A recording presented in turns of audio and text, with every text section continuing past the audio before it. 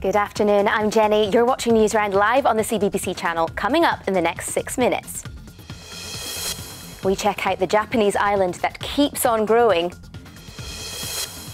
the couple who had a very big surprise on holiday. And I'm in Canterbury, where these girls are making history. La, la, la, la, la, la.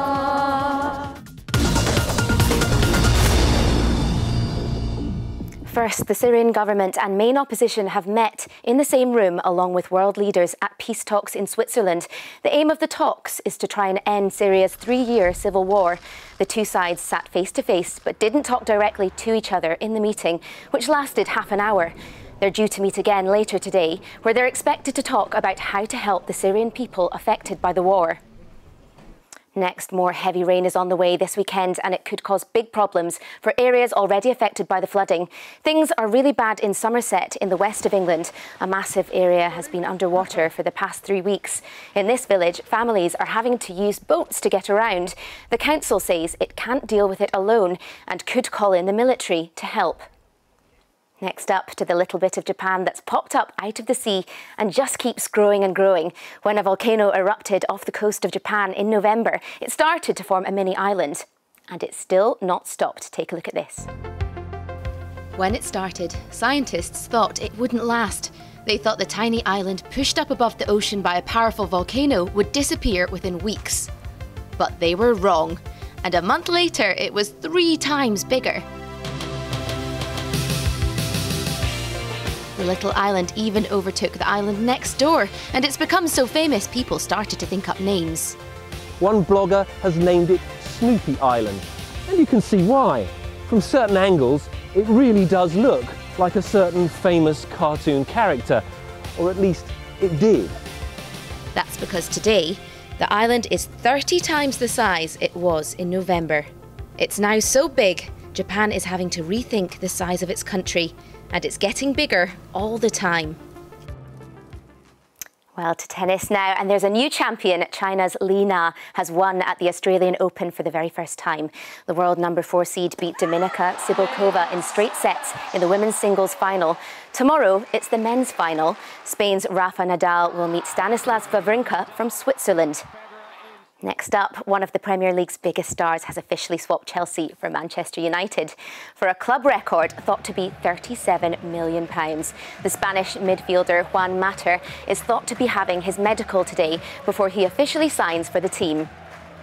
Well, next, for the first time in its long history, a girls' choir has been created for Canterbury Cathedral. Girls from the surrounding area auditioned to become members of the new choir, and this evening they will give their first performance at a service in the cathedral. Nell has been to meet them.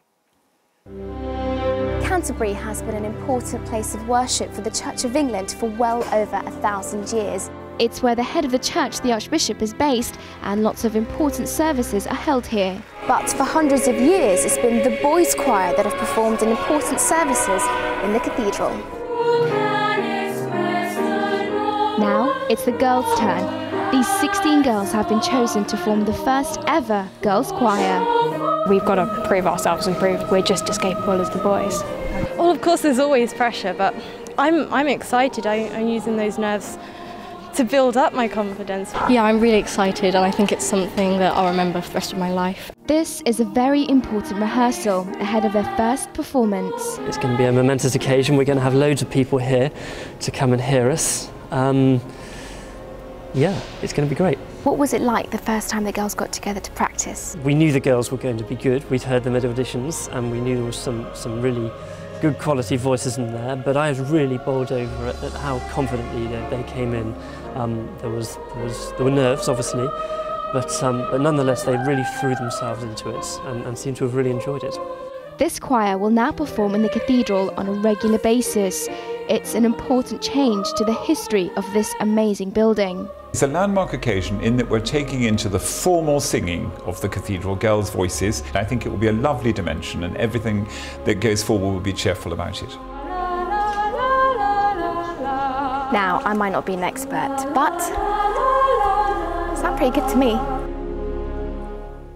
Thanks, Nell. Well, next time you're relaxing on your balcony on holiday, don't forget to look behind you. Keep watching if you can bear it.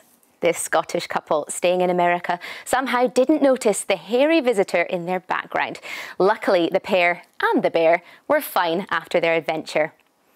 And from bear cubs to lion cubs, these little guys are causing a big stir at San Diego Zoo in America. The 6-week-old brother and sister are doing really well and are growing up super fast, according to staff there. The pair are now concentrating on important lion stuff, like learning to climb and jump. And if you love animal stories, well, there's a whole page on the Newsround website. Find out about a brand new type of dolphin and check out a mysterious beaver in Devon. But if gaming is more your thing, well, we've got news of a super rare Nintendo game. Make sure you check it out.